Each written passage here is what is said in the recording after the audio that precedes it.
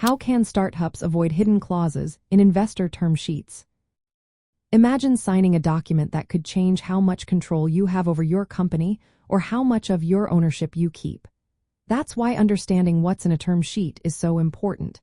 When startups look for funding, they often get a term sheet from investors. It's a document that lays out the main points of the deal but isn't the final contract.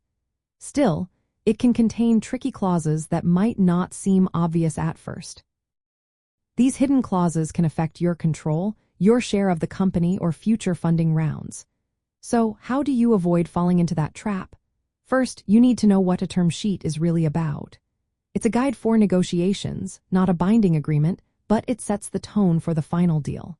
It covers things like how much money is being invested, what percentage of the company the investor will own, and what rights they will have. But it also includes more complex parts like liquidation preferences, anti-dilution protections, voting rights, and board control. These are the areas where hidden clauses often hide.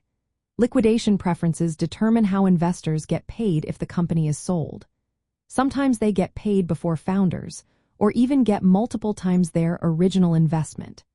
Anti-dilution clauses protect investors from losing value if the company issues more shares later. Pro rata rights let investors buy more shares in future rounds to keep their ownership percentage. And control clauses can give investors voting rights or veto power over key decisions. To avoid surprises, start by hiring a lawyer experienced in startup funding. They can help you understand the legal language and point out clauses that might be harmful. Don't just accept the first offer. Negotiate actively to remove or modify any terms that could hurt your control or ownership.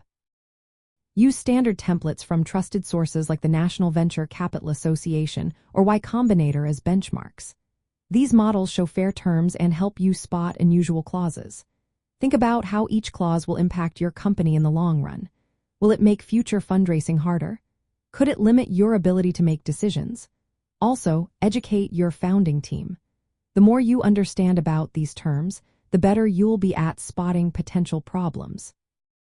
Remember, a well-informed startup can negotiate better terms and avoid hidden clauses that could cause trouble later. By taking these steps, you can protect your company's future and keep control in your hands.